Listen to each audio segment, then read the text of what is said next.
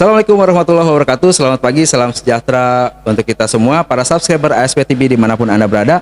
Baik, pada kesempatan kali ini saya akan coba memaparkan update kasus perkara Subang. Untuk itu tonton terus videonya sampai dengan selesai ya teman-teman.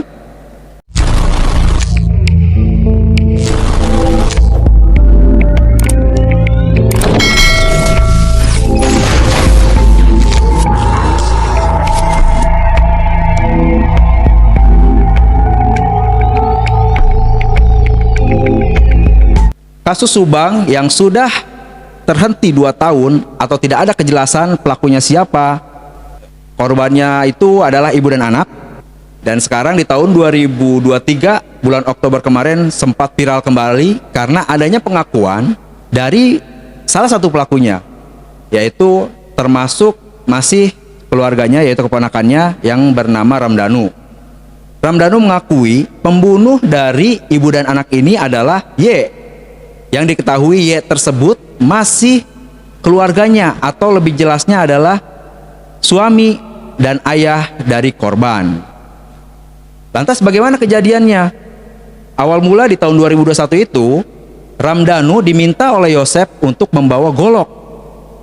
Tanpa sepengetahuan Danu, golok ini dipergunakan untuk apa? Dan Ramdhanu diminta untuk menunggu di luar rumah.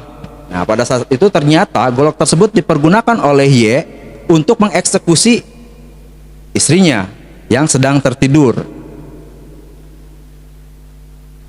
Pada saat tertidur, nah si istri ini disayat lehernya sampai dengan mengeluarkan cairan merah ya teman-teman. Nah, cairan merah tersebut mungkin karena si istri ini berontak sehingga menyebabkan anak dari Y tersebut bangun yang ada di lantai 2.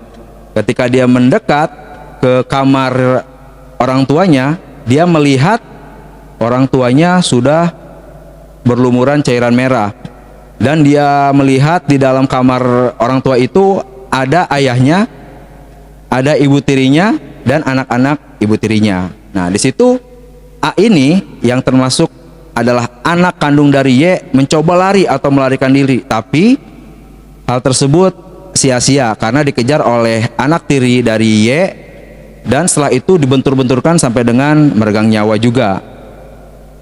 Nah, di situ Y ini memiliki pemikiran bahwa harus menghilangkan barang bukti, dan cara-cara yang ia lakukan yaitu melepas semua pakaian daripada korban dan memandikannya. Kemudian setelah memandikannya, dimasukkan ke dalam mobil Alphard yang terparkir di dalam rumahnya. Kemudian setelah itu esok paginya ia pura-pura baru datang ke rumahnya dari rumah istri keduanya dan membuat sandiwara seolah-olah dia tidak mengetahui pembunuhan tersebut. Namun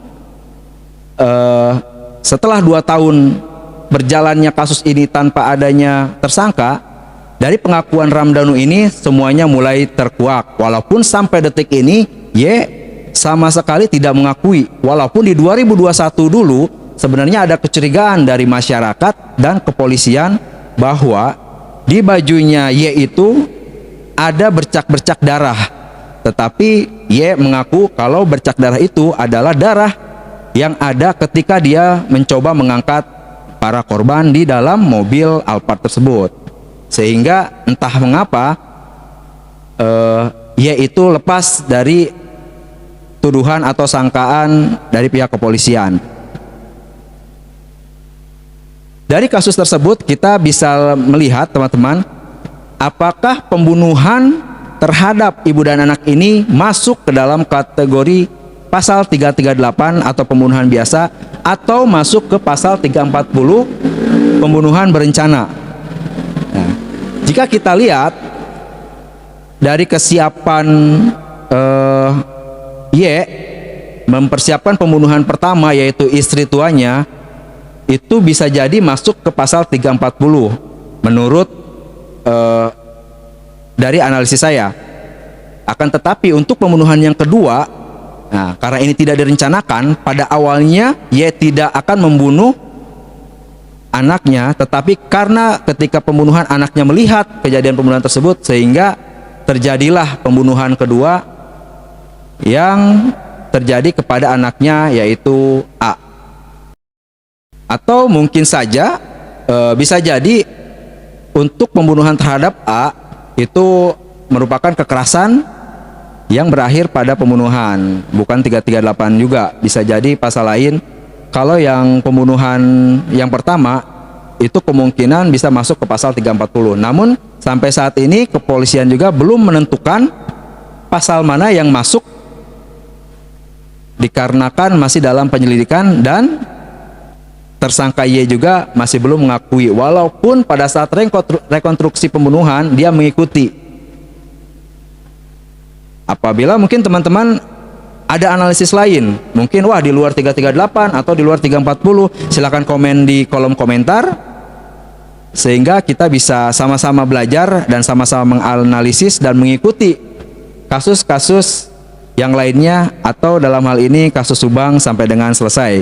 Mari kita kawal, semoga ada titik terang dan semuanya bisa terselesaikan. Terima kasih atas segala perhatiannya, kurang lebihnya saya mohon maaf. Assalamualaikum warahmatullahi wabarakatuh. Ayo, jauhi hukuman.